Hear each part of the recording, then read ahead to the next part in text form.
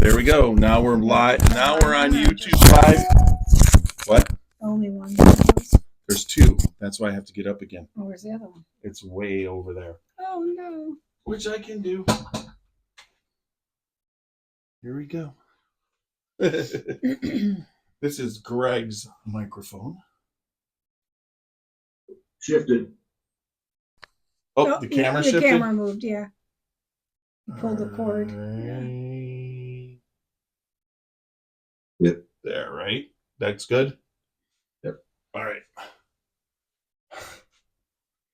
All right, so now we've got all microphones working, so I'll check YouTube. Thanks for hanging in there, Gregg. No problem. Technically, I've been doing way better. Seen some improvements over the years. Yeah, lighting especially, right? All right, let's see. This should go right there. Here we go. Let's see what's going to happen. Oh, we're live with Gregg Snyder. There we are. So you can see Gregg there. Yep. That's there. Let's just make sure we can hear. Oh, right there. Yep, we got it. All right, fantastic. So we'll swipe down on that. There we are. So you can see Gregg there. That's there. Let's just make sure we can hear. Yep. All right, so that's good. Everybody, welcome to YouTube, Facebook. Tonight's podcast is with Gregg Snyder, Master Distiller of Chicken Cock Whiskey. And we're excited to have Gregg here tonight. We're about to get the podcast started. I'm going to get back. Do you want to monitor this too, more so than me? A lot of times. I can try, yeah. We got Walker watching tonight. So far, it's Jamie and I from the group. Yep, Jamie's on so far. Well, We got some bring Walker. Glasses down here, so. Can you see it? I can see it if you can't. Not really. Oh, you need glasses? Oh, I'm not wearing your glasses. Oh, okay. It'll look like we'll hide it there. naughty I'll be able to school say. teacher or something. All right. So, made meals out of our dinner. So you were able to grab Walker. You grabbed mine. So he must have grabbed mine out of the thing. So there you go.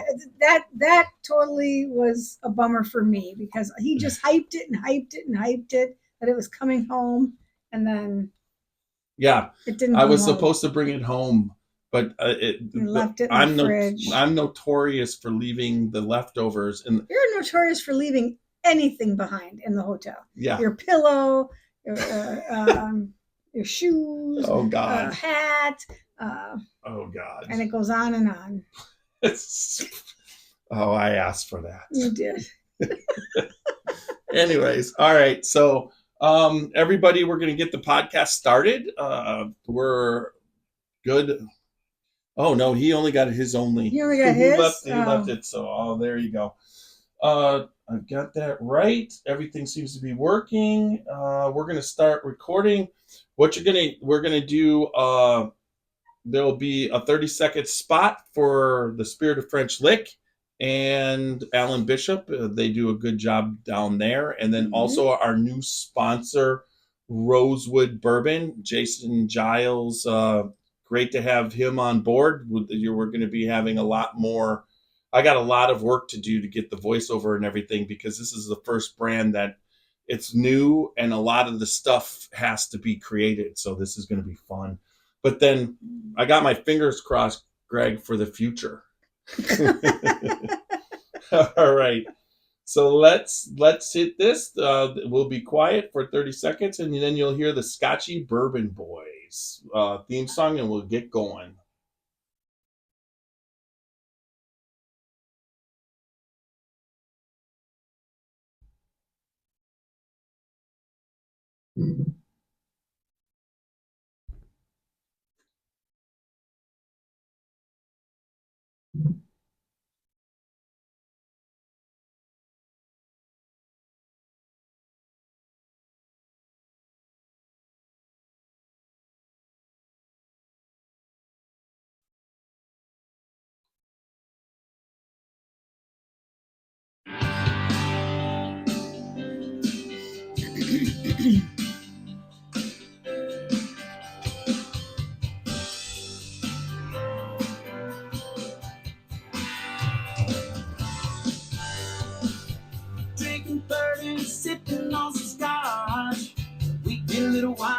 sure fun to watch.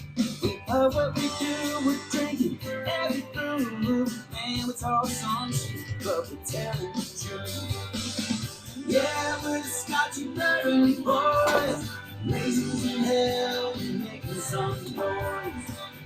Yeah, we're the Scotchy Bourbon Boys, we're here to have fun, and we hope you enjoy. We're here to have fun.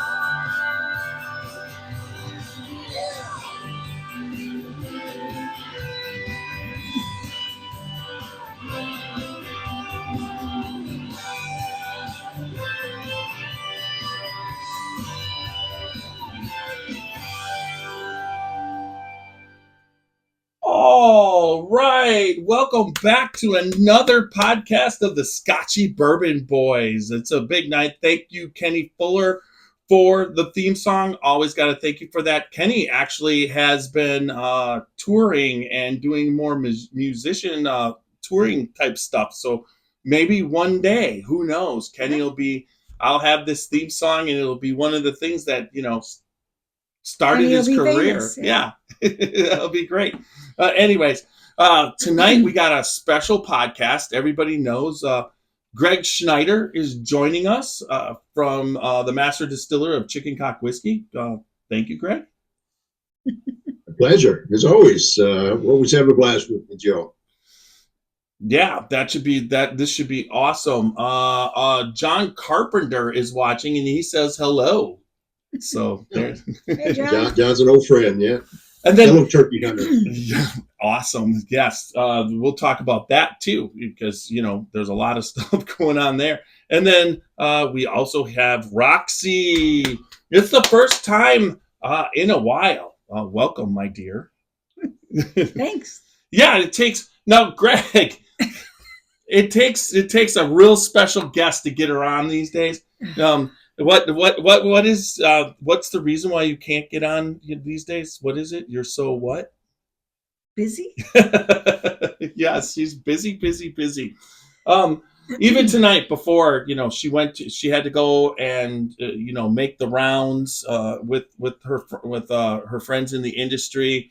And then, she wanted to be on tonight. So I felt that was really kind of cool. But Gregg, you are setting the record tonight for amount of times being on the podcast. Mm-hmm. It's always been between you. Are we having like a club, like SNL? Yeah, it's an SNL. It's Gregg Snyder and Alan Bishop they're fighting back and forth, kind of like Steve Martin did. And yeah. And Tom Hanks. It was Steve Martin, Tom Hanks. This is Gregg Snyder and Alan Bishop.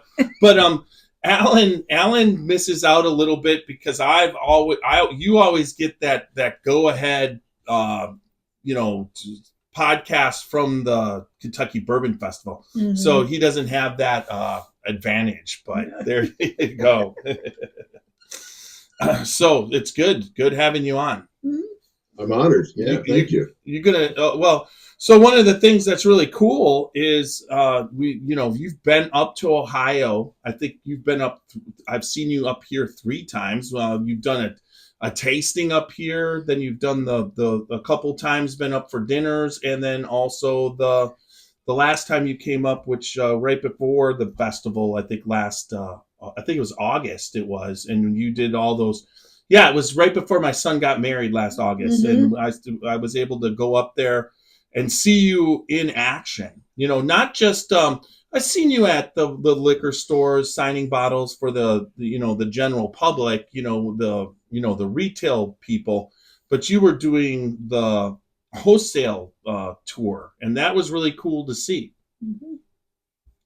Yeah, I appreciate you hanging with us for one of those days, Jeff. That was a lot of fun. I'm actually coming up to Ohio first week of April 2nd through the 4th. I've got 3 consecutive dinners I'm going to be doing up that way, kind of in the Cleveland area. On that Tuesday, the April 2nd, I'm doing a bottle signing from 2 to 4 at Northport Beverage in Medina. And then at night, doing a bourbon dinner at the Corkscrew Saloon, also in Medina.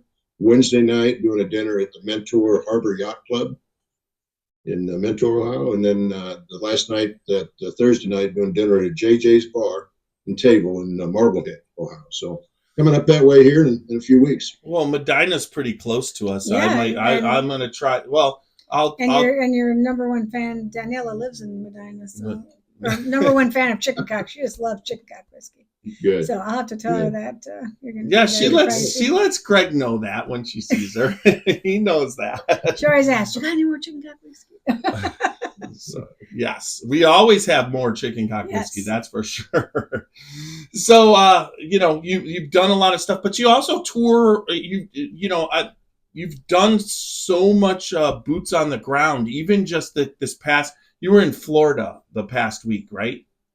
You were down there when last week. Yeah, I was in the Jacksonville, Amelia Island area, doing bottle signing events. They got one of the reserve casts, chicken cock reserve casts last year. We had 17 worldwide, and Amelia Liquors got one of them. So I hadn't been to Jacksonville market yet, so I covered a lot of ground with our sales guy in that area, and then we ended up with the bottle signing at Amelia Liquors, which was fantastic. I mean, it was packed. So do you have this? Do you have the stats of all the different states that you're in? You got to be getting close to almost fully distributed, right? We're in 49 states now. Wow. We're still not in Alaska, but we'll get there. I've got a couple of people who live, Jeff, up in Alaska, and they know there's a lot of stuff. They're always coming down for it. They pick it up. They come down. So if anybody in Alaska that comes down to pick up one of our bottle picks or whatever, and they want me to get you some chicken cock, just let me know, and I'll make sure that'll be there with it, waiting for you. So, and it's crazy because initially when I first started in 2018, but then into 2019, right before I met you, we were at the Kentucky Bourbon Festival down in Kentucky that one, and I saw the bottle, and just real quick, talk about the bottle. I think we got to do an abbreviated, people who have seen the podcast before, and my main people, you've told that beginning story of where it came, but we could maybe do the abbreviated thing, but the bottles are so beautiful. Even then, when I didn't know, I think the bottle was really expensive, but in 2019, what I thought was expensive, is not what I saw it at the Tui's, or wait, in Bardstown, the liquor store, the one that Fred worked at. You know what I'm talking about? Yeah. It starts with a T. It does. Toddy's? Is it Toddy's? Toddy's. Toddy's. Yeah, I saw it there, and I wish I would have. I wish I would have bought it. It was one of the first, your first stuff that was out there. But that I noticed the bottle. That's one thing that's always stuck. I could still picture it on the shelf. Talk about the bottle real quick. Yeah. So most people know chicken cock's really an old brand. It originated in 1856 in Paris, Kentucky. But we have two bottle styles. We have the standard bottle, which is the ones you got there in front. I think the chicken cock Kentucky straight bourbons bottle in that, and then the one we're talking about tonight, the small batch. And the second one is what we call a starburst pattern. There you go. And it has the old metal jigger cap that you can screw on and screw off at the top. But these are actually replicas, pre-prohibition bottles that chicken cock used. Back then, they were pint size. We just took the pint size and blew it up to 750 milliliter. But yeah, that one's got the starburst pattern. The other bottle has the honeycomb embossing on it. But that honeycomb actually mimics chicken wire, and so it's kind of a unique package. So yeah, there's nothing done. There's no innovation done within our marketing group to come up with this packaging. We just took the old package, pre-prohibition package, and blew it up to the larger size. And when you think about, bottles back then, it's kind of like the design and everything. Just imagine what that was back then. It had to be special in itself, because today, when you have so many bottle designs and everything like that, it's just so unique. It sets itself apart. And you guys have stayed true and consistent to it. Now, the other part that you guys used that not a lot of. Talk about just real quick the tins, because the tins are that are that whole series is really nice, but the tins are part of the Chicken Cock brand too. We for those who don't know the history, when Prohibition hit in 1920, the distillery in Paris, Kentucky shut down. And so the company owned us sold the brand to a company in Montreal, Canada. And they made a Canadian rye whiskey that they would bottle under the Chicken Cock label. But then they took that bottle and they sealed it in a tin can. That tin can protected the bottle when they bootleg it back across the border. It showed up in a lot of speakeasies, but one of Chicken Cock's claims to fame, it was the actual house whiskey at the Cotton Club in Harlem, New York during the Roaring '20s. And so in 2021, we do a couple of 1 or 2 LTOs, limited time offers every year. In 2021, the founder of the company, Monty wanted to pay homage to the brand back 100 years ago when it was a house whiskey at the Cotton Club. And so he actually found, somebody actually had, it was pristine, in perfect shape, one of the old tins that the brand used back in the 1920s. And so he was able to get some mock-up tins made for this special edition that he was coming out with, the special LTO in 2021. Had not the same graphics, but the same color scheme and similar graphics on it. And so that's kind of what started the tin series. The next year we came out with Chicken Cock Chanticleer. Chanticleer is French for rooster, and that's our bourbon that we finished in the French cognac barrels. So that was number 2 in the tin series. And then number 3 in the tin series came out this past year, and it's our Chicken Cock Red Stave. It's our bourbon that I finished in Petite Syrah barrels. And it's more of an oval-shaped tin. It's much durable than the other 2 were, but it's the 3rd in the tin series. Here's the tin right here. We got that. Yeah. It's a nice tin. So again, there's for collectors out there, there's still some available on the shelf, but it's very limited in numbers. So yeah, considering mine's signed.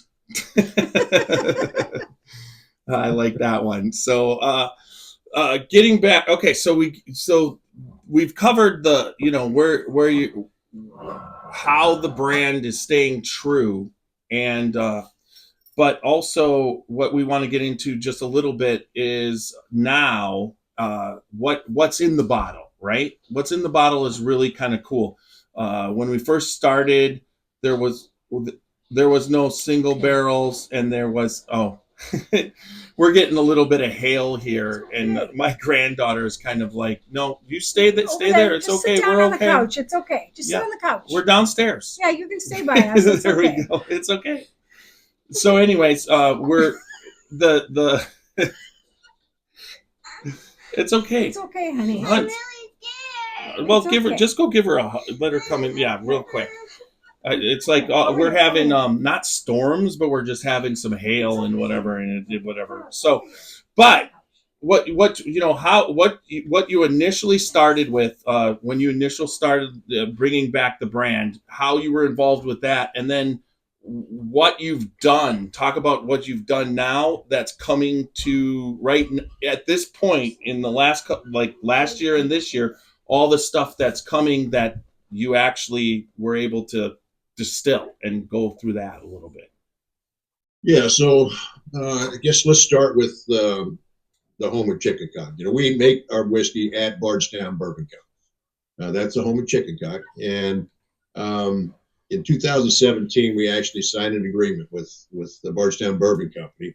And for those people who are familiar, and I've told the story numerous times on your show, but they have a collaborative distillation program where essentially I have oversight for everything they do in making our products. And when they do make it, I go down and oversee the process. So,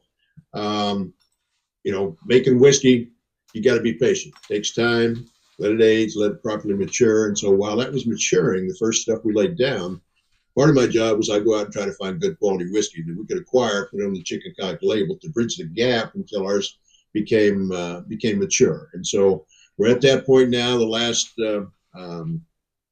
last 2 years, we've actually been bottling the bourbon and rye that I was responsible for producing. And so we've kind of come full circle on that. We've crossed that bridge, and And so now we're actually kind of expanding some of the brands that we've started with, and trying to give us a broader shelf space as well. So you also now have just started your single barrel program, which is kind of cool. Different things. Now, a lot of them if it's a 7-year, it is some of the best that you had gone out and found. Correct? That's the stuff. That's correct. 2 years ago, we did our first barrel picks ever, and actually, the Kentucky Bourbon Festival was the very first barrel pick we did. Yes. Yeah, that bottle you've got right there. And it was called Chicken Cock Private Cask. This was some of the whiskey that I had acquired. It was so good. And so we had a little bit left. So we did 15 barrel picks in 2022. First ones we've ever done. And it was 7-year-old Kentucky straight bourbon. And then last year, we still had some of that same bourbon, but we only had 17 barrels left. And so it was 8 years old this past year. We called it Chicken Cock Reserve Cask. And again, it was 8 years old, barrel proof, extremely flavorful. I actually have some of the reserve cask, right? I had the Kevin Kistner, right? That was the one of the so reserve. We had some barrels, right, that we kind of did for special projects. Kevin Kistner was one of them that we sponsored and did a special rendition with. We also did one with Cricket, the apparel company. Did one with a company that makes caps, and so just a couple of small groups like that we did something special with. And then this past year, with our Chicken Cock Double Oak, it's now 9 years old. We did a special rendition with Garden and Gun Club. And so I don't know if you get the Garden and Gun magazine. I did an article actually with them in their magazine. And we've got some of those that are out available on the shelf now as well. But that's the 9-year-old Double Oak. Yeah, you were telling me about that. I gotta find a way. I'm going to be looking for that. That's for sure. But the one thing that I have to say is that as you were going about doing this uniquely, with finding that sourced whiskey and those unique opportunities that were out there, you weren't just going out and finding barrels that were just there for everybody. You found some really unique stock, and then once you got it back to Bard's, you were actually putting it in the rick house in the barrel, right? You were actually renting space for that and then aging it further. And one of my favorite of all time, as you know, was when you did that, the 15-year Chicken Cock barrel strength. And then you made how many barrel batch was that? There was it was 10 barrels. It was total because we sequentially numbered all the bottles, and I think it was like 1,371 bottles total out of the 10 barrels. But it was so good. It's again today, it's in my top 5 of all time. It's so flavorful, and it was just phenomenal. Well, we had just finished podcasting with Steve Nally and Nick Smith in Rick's place. That was, I think, one of the first official podcast live that we had done with you, and you set that up with us, and we were just blown away for us.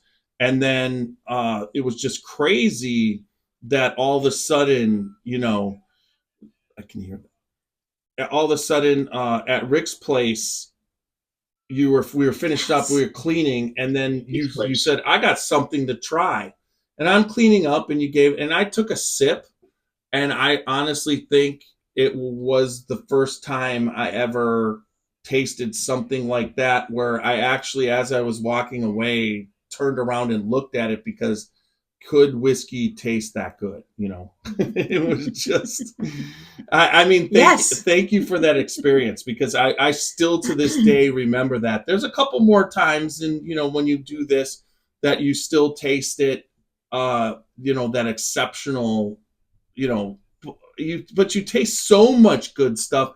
Sometimes it's all up there on that high level, but you get that one that just stands apart, and that definitely was it. But also the stuff when last time we were when we were together at the Bardstown Bourbon Company for the bus tour, and what you let me taste on. So what's in the barrel now for everybody, or in the bottle now for everybody? Initially, you had purchased barrels from a barrel company, and then you did the distilling and put the whiskey in there, and that's your whiskey aging the way most people go about putting whiskey into barrels. They find their cooperage, purchase the barrels, talk to them about it. Maybe they could get a little bit better barrels, or what, the seasoning, the char. You can ask for that, right? But talk just one more time, because it's always fascinating. You took it to another level, and I don't hear this story too many times, so it's unique. And you came from the cooperage, working at Brown Forman, at one point, so you have distilling experience, you've got cooperage experience, you've got all the different things, and you've culminated it in what's about to go into this bottle real soon. Talk about that. So yeah, the first 2 years that we made whiskey at Bardstown Bourbon Company, we acquired our barrels from Kelvin Cooperage, actually in Louisville, Kentucky, and I basically gave them the specifications, but I also went and oversaw the production of the barrels. But we've taken that a step further, and kind of what you mentioned, when I started my consulting company in 2017 and started working with Grain and Barrel Spirits, so it was Chicken Cock Whiskey, I picked up another client out in White Sulphur Springs, West Virginia. A group of guys are members of the Greenbrier Resort in White Sulphur Springs, and if anybody knows that part of West Virginia and the Appalachian Mountains, the Greenbrier Resort is a very nice, exclusive resort, but that's all there is in those Appalachian Mountains. It's extremely economically depressed. And so these guys, a bunch of guys that are members of the Greenbrier, they got together one Christmas party, and they started talking about what kind of business could they create to generate jobs for that economically depressed area. Well, one of the guys had been in the whiskey business. He said, the last couple of years, I've had a hard time getting barrels. And he said, man, we got all kinds of white oak trees in these Appalachian Mountains. Instead of seeing those trees cut, shipped overseas, why don't we cut them and let's make barrels? So they picked up the phone, called a consultant they were using. He picked up the phone and called me and said, hey, Greg, this is right in your wheelhouse. Can you help these guys out? So I did. I helped them design a cooperage. I helped them design a stave mill. When they got the stave mill built, I went out and trained their employees how to quarter saw white oak, how to cut staves and heading, what defects to look for, how to cut off the defects without wasting wood, and how to stack the staves and heading so you get good airflow through the stacks to dry the wood properly. And when they got the cooperage built, I went out and trained their employees how to build a quality barrel. So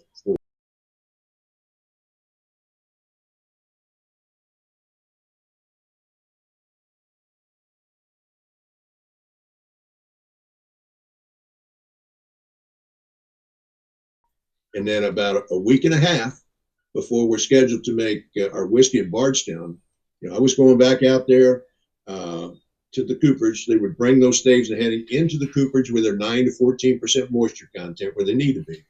But then I was there to oversee the process, ensure that every barrel was constructed properly, every barrel was toasted properly to medium plus toast, and every barrel was charred properly to number 3 level char. So essentially, as we say, I had oversight from bark to barrel to bourbon to bottle.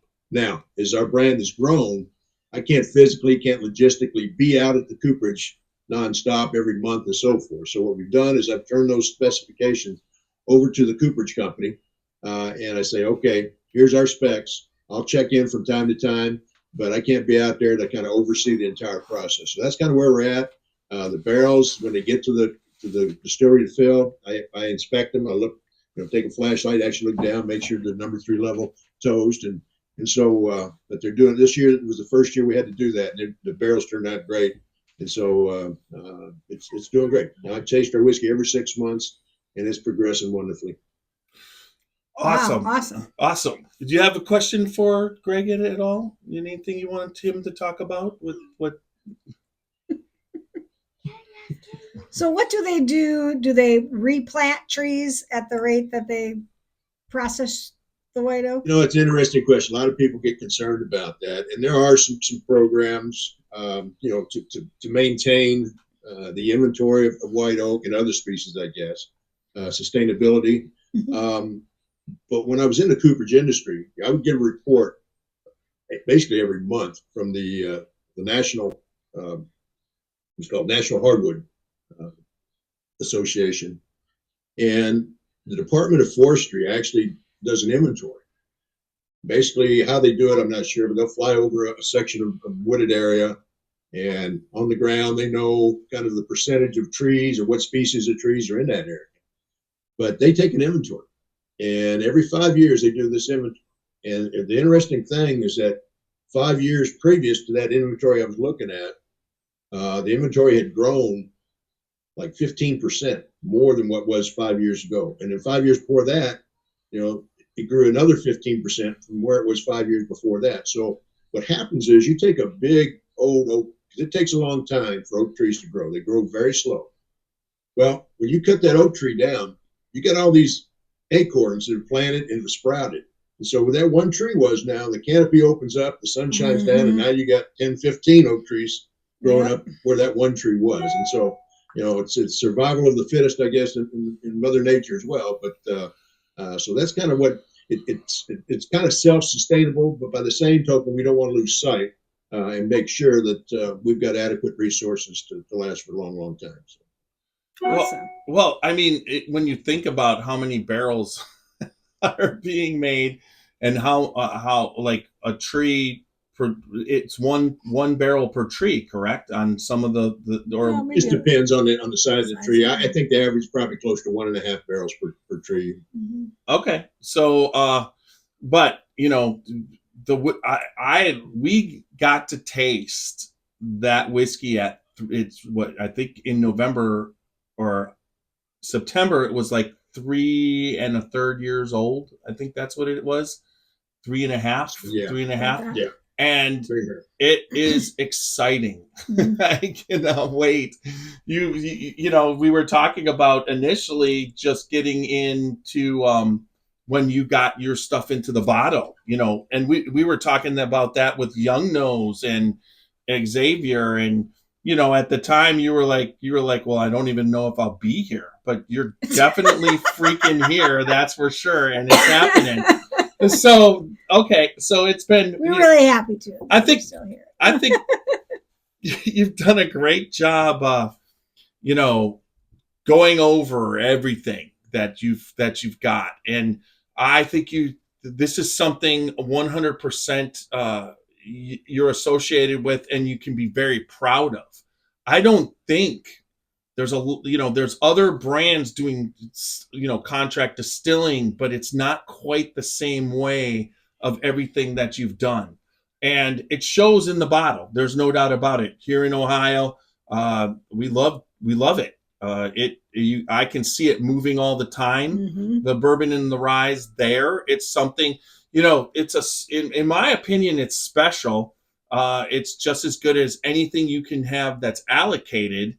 And, as you keep getting this in, this whiskey in the bottle. And last year when we did the tasting at the different places, I got to taste what you had put in, your stuff in the bottle on the regular chicken cock. And it was a noticeable difference, in not that it was the other stuff wasn't good, but you had a sweetness in it that, and now you're starting to, what would you say, when you're doing these batches for you got the consistency.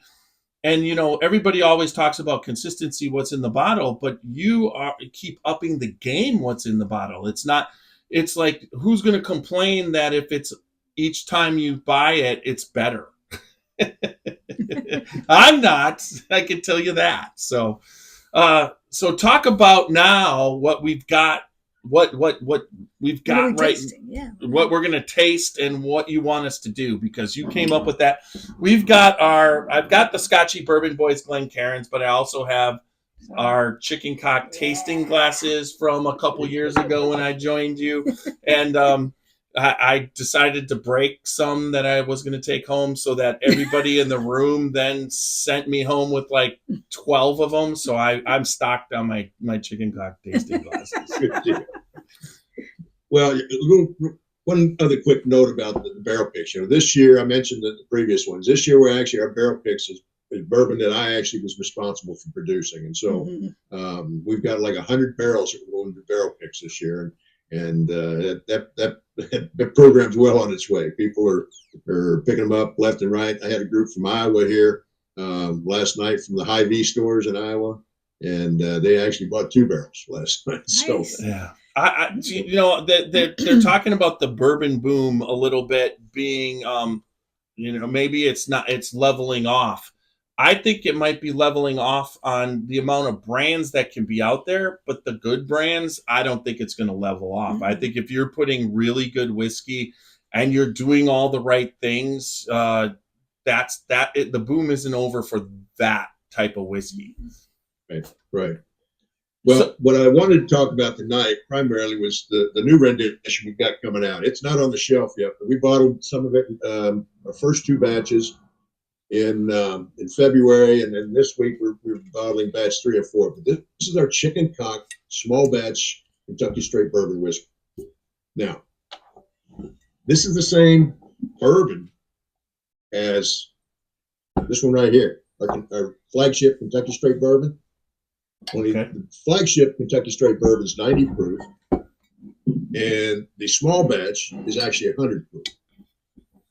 A typical batch dump size for our Kentucky straight bourbon, our flagship, is 40 to 80 barrels, depending on how many cases we want to bottle, 40 to 80 barrels.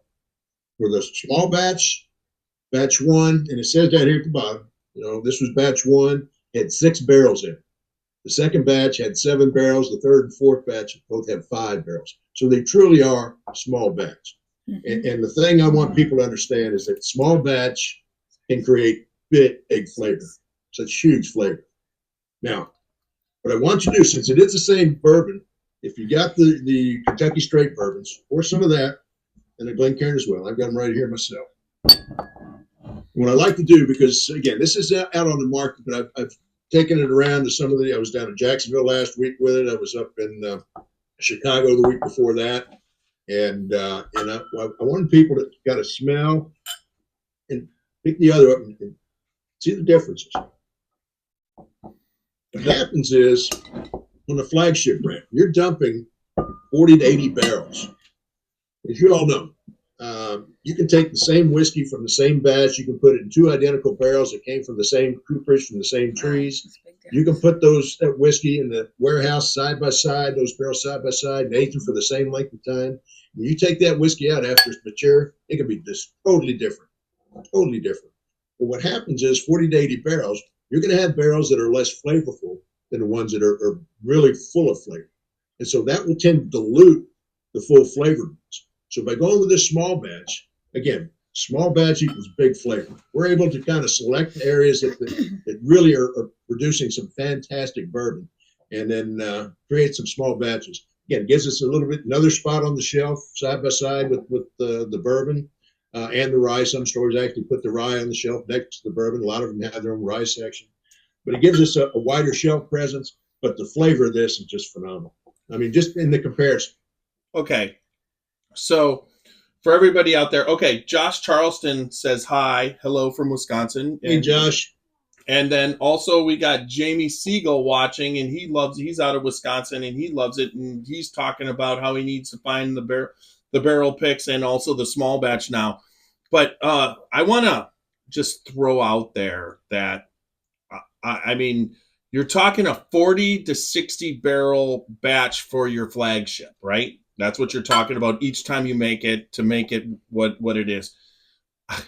That's smaller than a big guy's small batch in the first place. Like, for instance, Elijah Craig's small batch.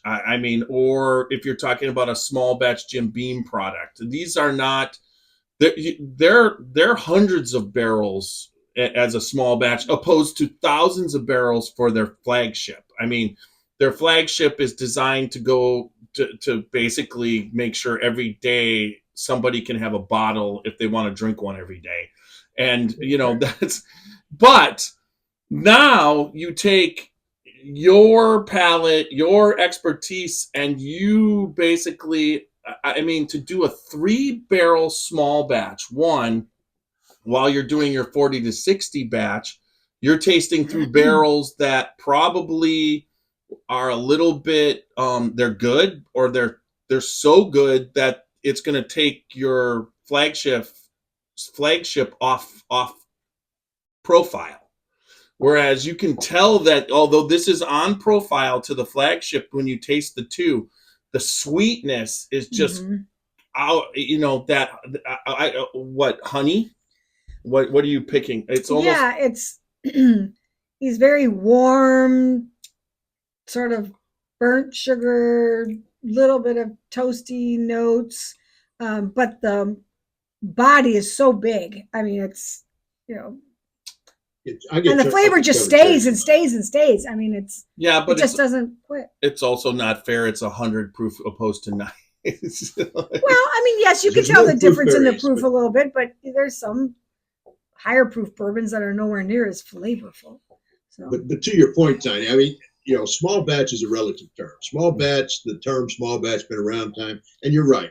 The big players, when they do a small batch, typically their regular dump is 400 to 800 barrels a batch, and so anything less than 400 is probably a small batch. Right. Yeah, and I can say that.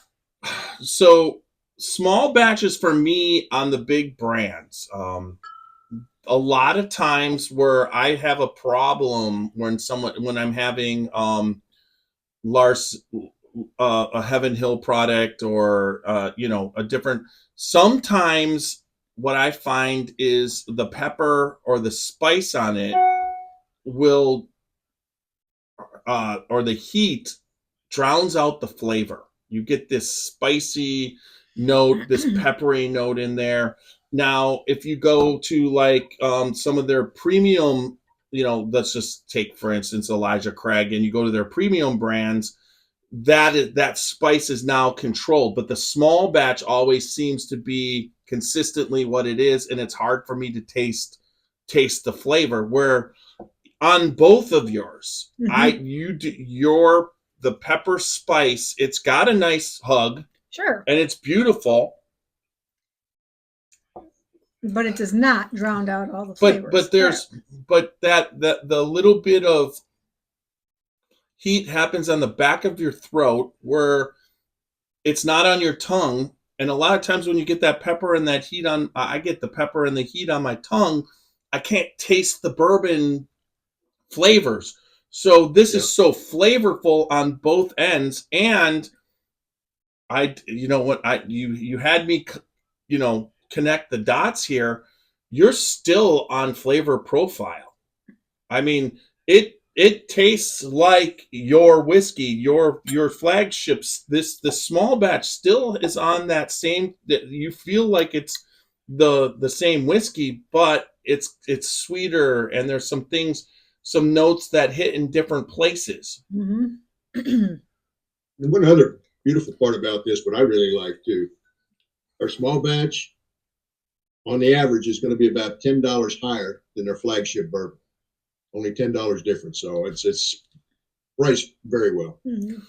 Yeah, and I think I mean, you guys, when you first came out, that's one thing that I know with Chicken Cock is that when you first came out, a lot of the brands have gone up in price, and pretty much it's held price.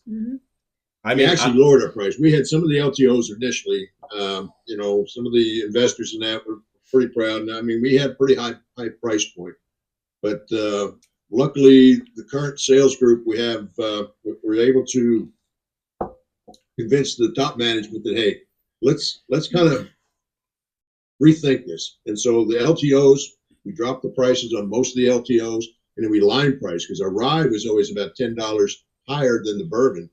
And so we brought the rye down as well. So we've actually reduced our prices compared to, or like you said, most people have increased the prices. Right. And I think when you came on initially, you were in the ballpark of what everybody was doing. It wasn't like you were overpriced, but then all this, I mean, it's almost kind of accidental genius because you're in the ballpark, and then all of a sudden you go there and it's lower. How is that a bad thing? I mean, while everything else is going up $5 or $10, you drop $3 or $4, and I honestly, and then through this whole thing, you've held that price. It didn't go up. Where, like I said, everybody else is and has been going up. But that's one thing you guys have done a really good job at. And also, I will say that, and you also are evolving the high end part of your spirits to be more in line to what everybody's come up to, opposed to still above it. You know what I mean? Those spirits, what they were first introduced at, that's not what they're selling at now. So if you've were initially seeing some of the tin and the tin series, and it was too much for you, go back and check it out now, because it's right there with everything else that the bourbon people have. You're right back into their sweet spot on a high-end bourbon. There's no doubt about it. So what I noticed about these two, something that really stands out, is that the smaller batch is sweeter on the nose, sweeter on the back palate, a little more spice up front, but not so much that, like Jeff said, it burns out your taste buds. But the finish is where you really taste that flavor profile. Like if you taste a little bit of the this one here, and then what I remember from the finish on this is right on point with that flavor profile. So Yeah, it's a good call. Yep. There's a lot of vanilla on that finish. On that finish, yes. And it's really yes, good. which is what you get sort of on the front of Yeah. just your regular chicken cup. Yeah. All right. We were fortunate to do, Josh did a 7-year 120.6 pick with and then he says they were fortunate, but but honestly, as we know, Greg, the people who you met out there and the groups that you met, you definitely knew the people, and you were able to, the people that received you so well and were able to do those picks, and that's just fantastic. I mean, I consider you a part of my family. It's like you're a friend. You're legit. You're true. You love life. You live life. Sometimes I don't know where you're getting all your energy, because I do about a third of the traveling that you do, and it kicks my ass. So, but so let's just real quick, now that we've done that, if you could find this small batch, you need to get it. I'm hoping that it hits Ohio shelves soon. That should, right? I believe the official release is going to be April 1, but I know it's going to be hitting some markets here probably in the next week or two before April 1. But yeah, the official release is April 1.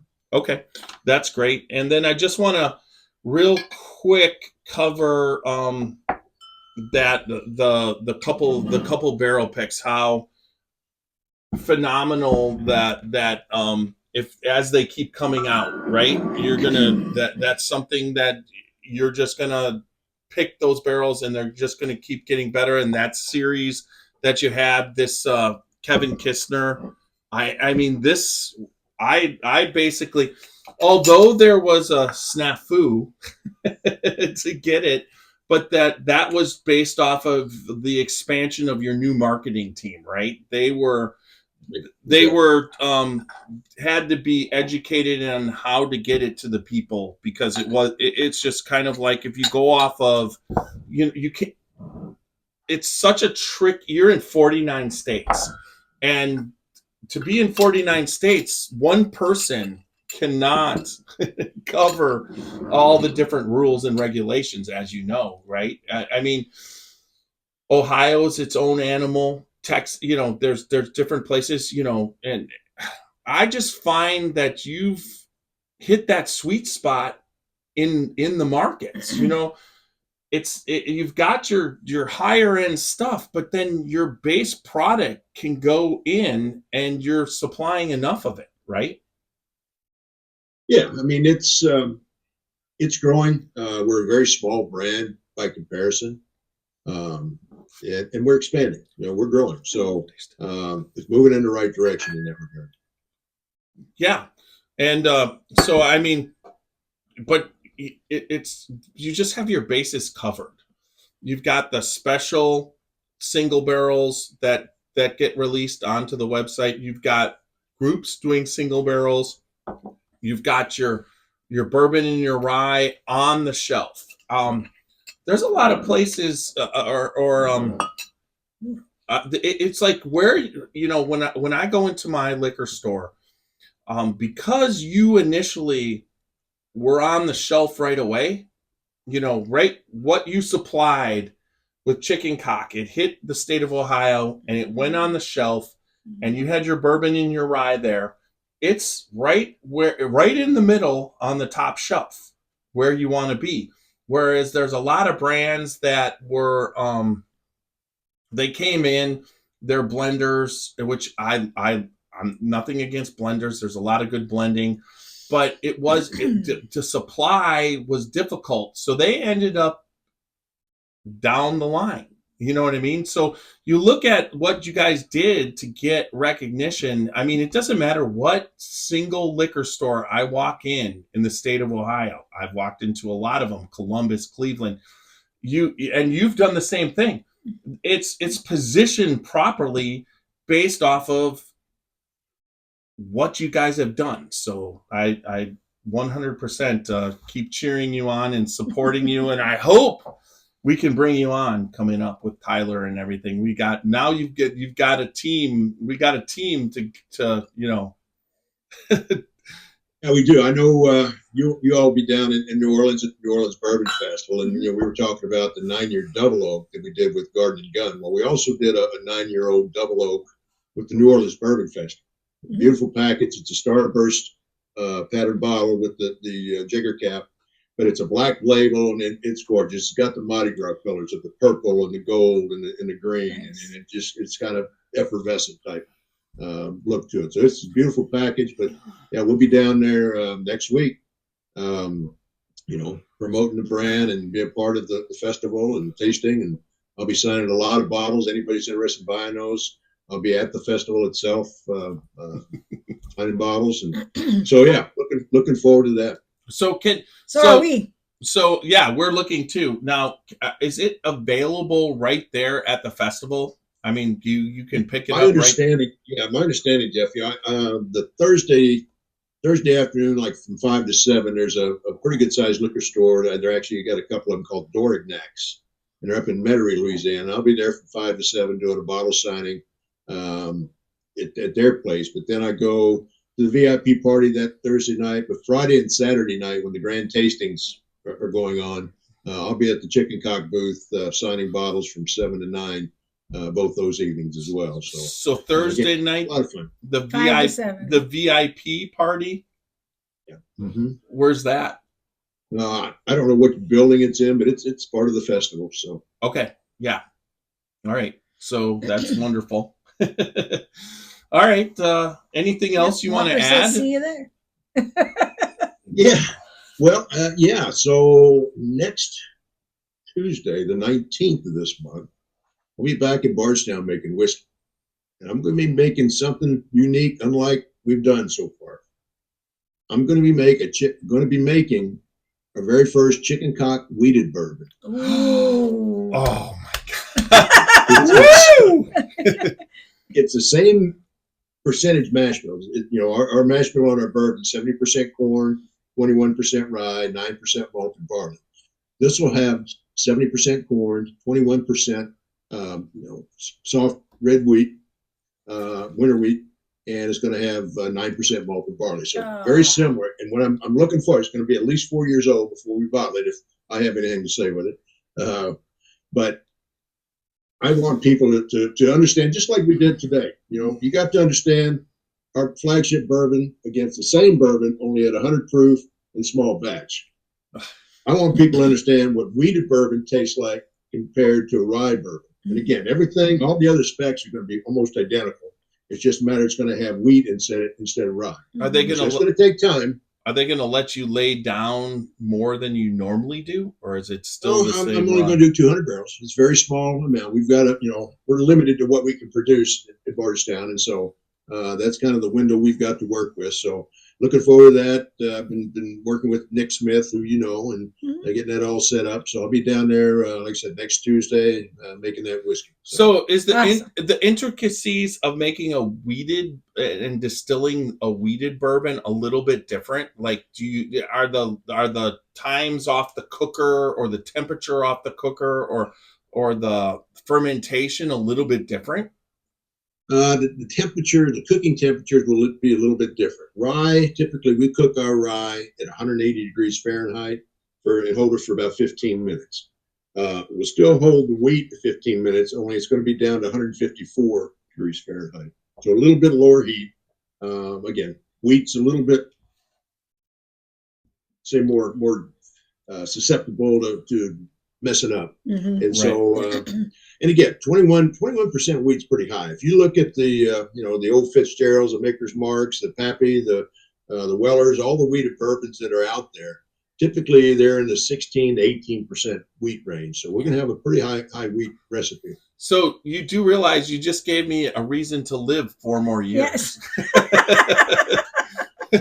It's like, your stuff was coming. It was coming out, and I'm like, oh, what do I got to live for? I'm tasting all this stuff. After this, what is there? And now you gave me a reason. Well, let's hope and pray the three of us can sit down together and taste it. Well, I can't wait till we taste the chicken cock wheated 12 year. Now that would be, that takes us into a different level, but at the same time, we should be around, right? We got to just convince that a couple of those barrels, as you go through and you're tasting through, can. I can promise you I won't be able to sit on this chair in 12 years. No, we're going to be buying new chairs. So what do you think of the new the new bar top with all the we have a lot more space, and beautiful. Normally me and Roxy, when we're sitting down here, we're like elbow to elbow and kind of like, so it just Daniel Burton was he does and makes furniture. This is recovered barnwood, so we loved had him produce this and went down, and it's beautiful. I just got to put some I've got some barrel staves to put out front. I need one more barrel. So once I got that, I'll just build it up in the front and have a nice, then we'll back the camera off a little bit to show a little bit more, maybe put a Scotchy Bourbon Boys logo up there or whatever. So anyways, okay. So did you just announce that wheated bourbon just right here on the podcast? That's it, man. It's news there because it's not even made, Jeff. So you haven't even made it, and you're just going to begin. And you're talking. You heard it first, right here. So what's the date that I have to come down just to hang out with you that day? Next Tuesday, March 19th, actually.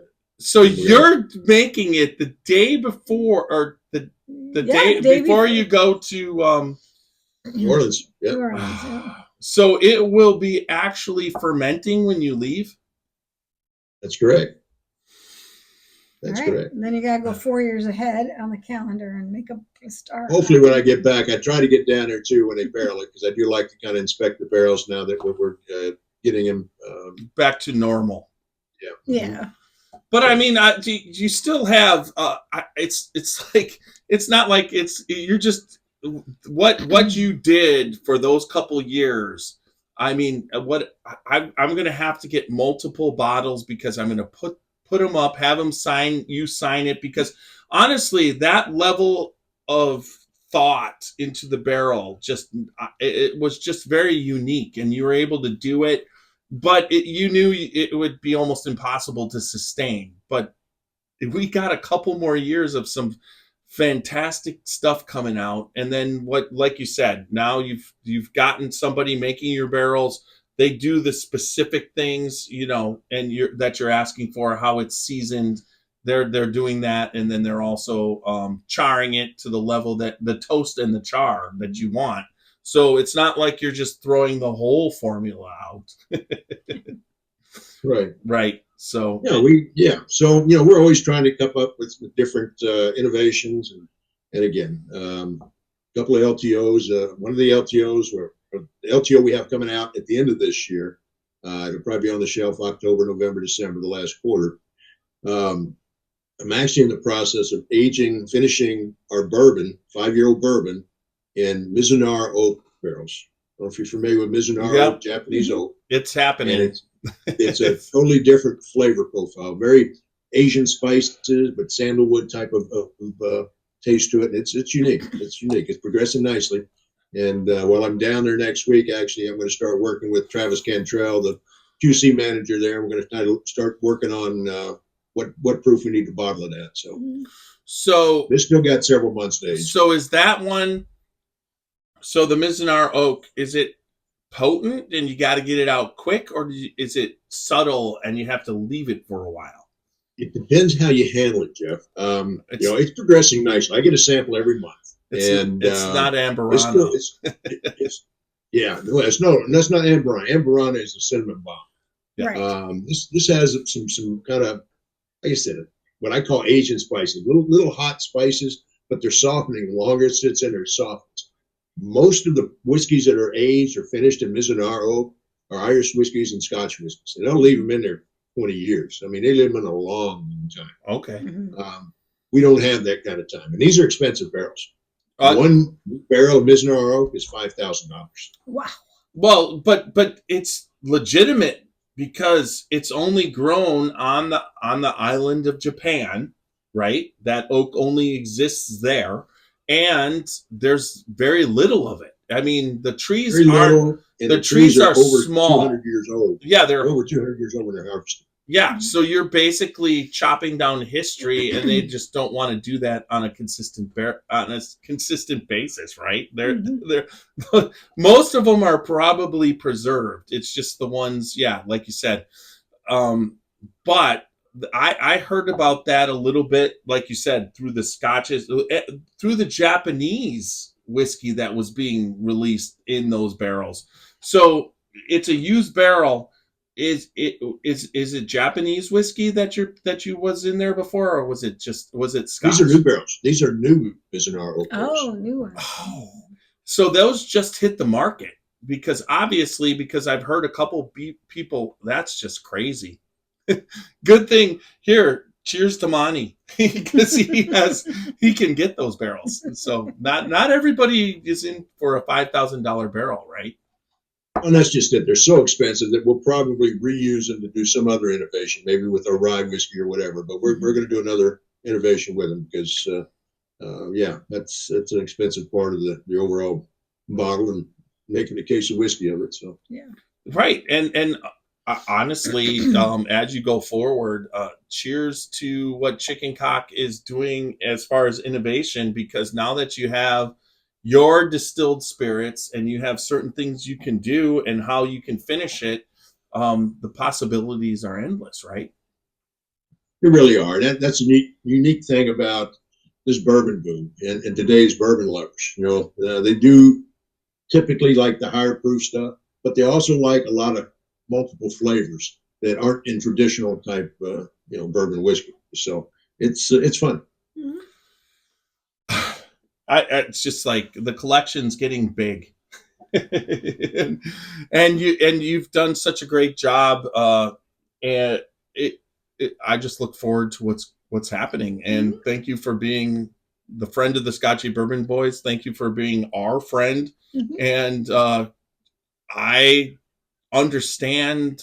I don't know why I was blessed, but I was blessed to understand that you are an artist and you know what you're doing. So just keep doing it. Keep doing it. It's an old man trying to make good whiskey, Jeff. Just an old man trying to make good whiskey. That's humble, but it's total bullshit. because not only that, but he gets life, and he although he'll never say it, but this is artistry. You're an artisan, so just keep doing it. All right. We've got it covered now. Yeah. No more big big, huge I know. announcements out of nowhere. You drop that we have that you're going to be doing a weeded whiskey. I can't wait to hear the comments on that one because that sounds delicious. It So. sure does. All right, I'm everybody. excited about it.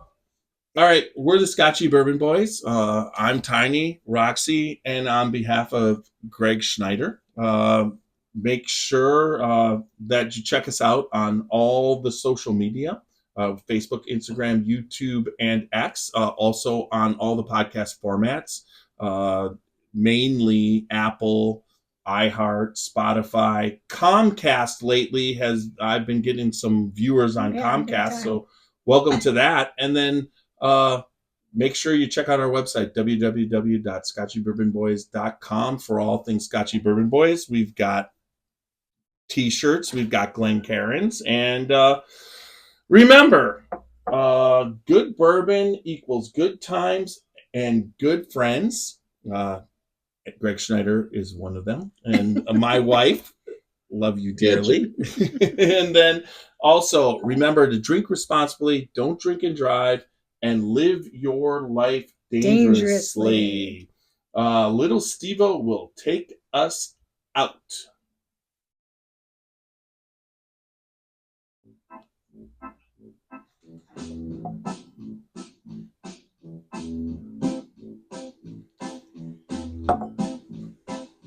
Oh, show me the way to the next whiskey bar. Oh, don't ask why. Oh, don't ask why. Show me the way to the next whiskey bar. Oh, don't ask why. Oh, don't ask why. For if we don't find the next whiskey bar, I tell you we must die. I tell you we must die. I tell you, I tell you, I tell you we must die. All right, we're done recording. Let me quick start saving.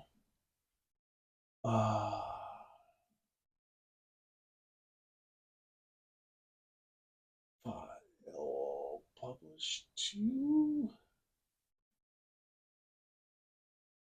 uploading. There we go. I'll just call it Greg.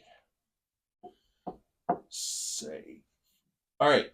So we're still live on Facebook and YouTube, but that was like, were you planning on doing that to me right in the middle? I mean, or did you? Sincerely, I mean, I just thought about it. I said, well, something else you might be interested in. So, Yeah. So casually. It was just like, holy crap, a weeded.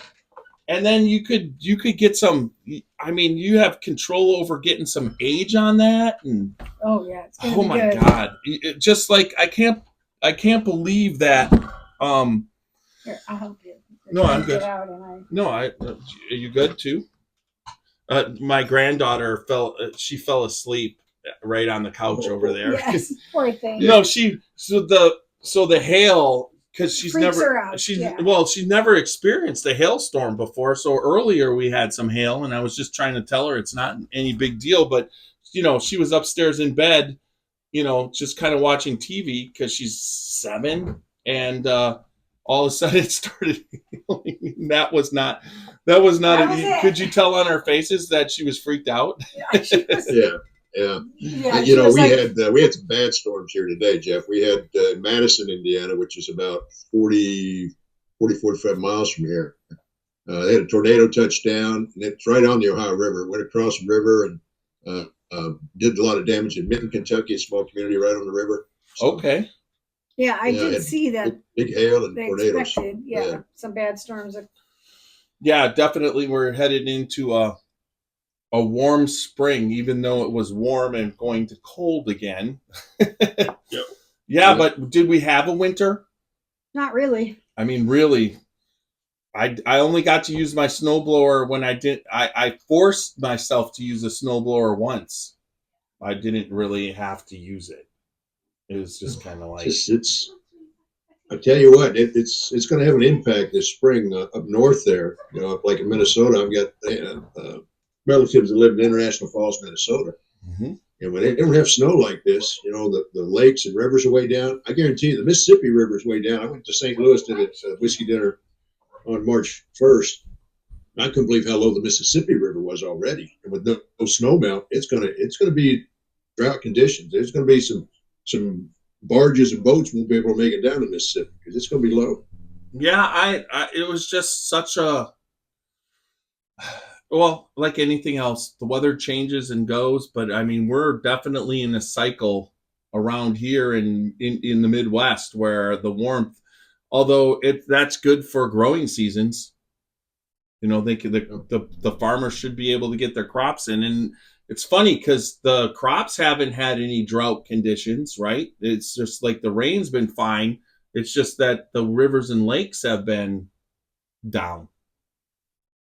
Up here in Ohio, all we have is man-made lakes. And it's just been so weird. They'll drain them because they don't want people going out on the ice and drowning. So they just drain the lakes in the winter and then release the dam and fill them up in the spring. It's just you're like, you go across a bridge that you're supposed to be going over water, and the whole thing's, and I had no idea, but my wife explained it to me that's what they've been doing. So total control, right? Yeah, I get it. So anyways, when do you go turkey hunting? Is that spring turkey hunting, or is it only in the fall? It's spring, actually. I get back from Cleveland on the 5th of April, and then Susan is bringing her grandson over this way, and I'm going to take him. The youth turkey season in Kentucky is April 6th and 7th, and so he's coming over here that night. I'm going to take him turkey hunting that morning, and then we got to head back to.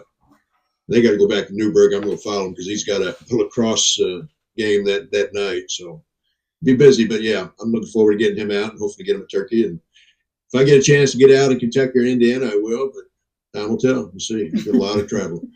Yeah, you definitely, now that it's in full swing, the brand is definitely in full swing. So there's just going to be more and more draw for you. Mhm. We'll see. Time will tell. Yeah. So are people stopping you in the airport now?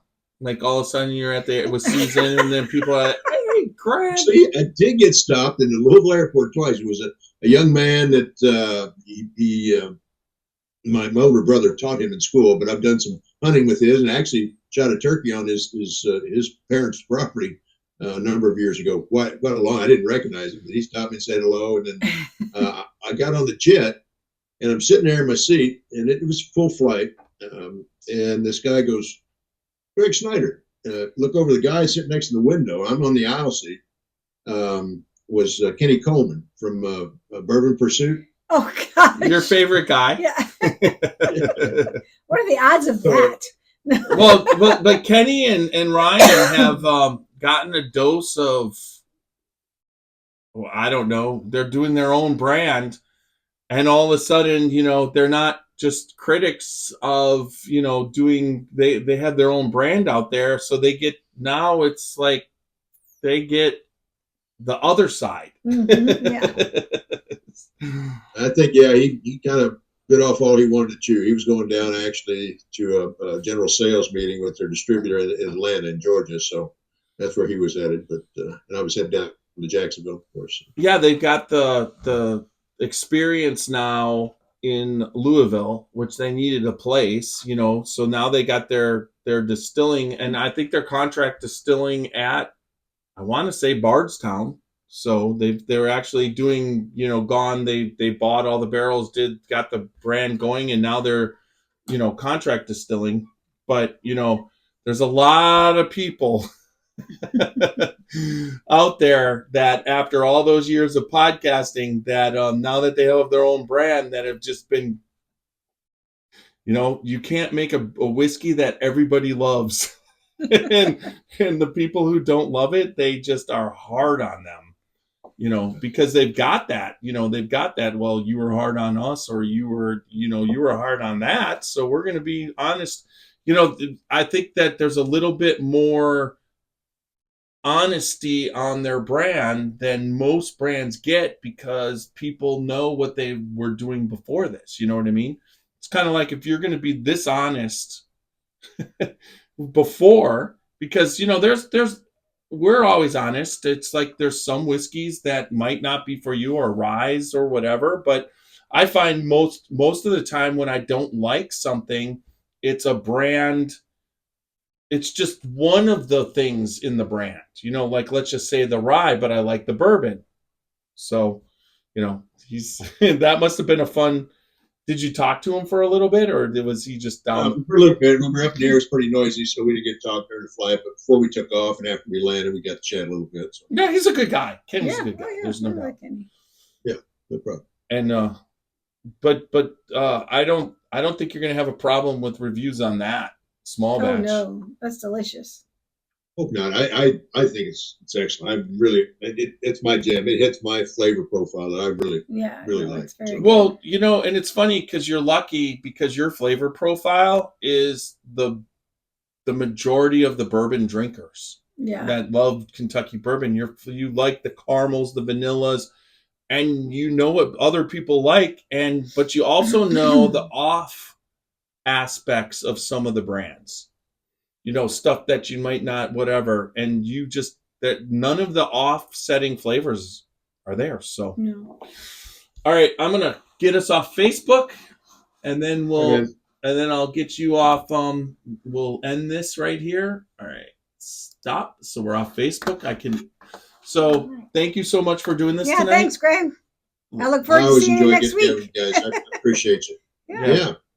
Forward to it. Yeah, love you, Fun. brother, man. Are you going to VIP party or you got tickets for that? I don't know. I have supposedly I have tickets for everything except the what was it? Except the actual tasting for the judging. Where are you staying at? We're staying right at the hotel Yeah. that it's in. Right in there. Yeah, the Marriott. Because we're not bringing cars. We're not renting cars, so we just thought we would. Same here. We're just staying gonna at the stay Marriott. there, Okay. and then we'll just walk or just Uber wherever we go. walk or Uber. Yeah. Will Woodington told me they kind of changed the venue. Some of the stuff's going to be like a 10-minute walk away from the Marriott because originally it was supposed to all be in the Marriott. But now I think they moved some of it to another building. There was the first, he said the 10-minute walk is the Friday night event, which is the grand whatever what you were talking about, not the VIP, but Tasting. the grand tasting. Grand tasting. That night, that's 10 minutes away. But other than that, everything else is in the hotel. That's what he was. That's and what Saturday night's a grand tasting as well. So these Friday and Saturday night. Right. Okay. Yeah. All right. And we're allowed to be at all of it. Yeah. So Awesome. we're looking forward to seeing you down there and you and Susan and have a good time. Yeah. All right. Safe travels, you guys. Yeah. We'll Thanks. see you then. You too. All right. Good night. Good Thanks. night. Take care. Bye-bye.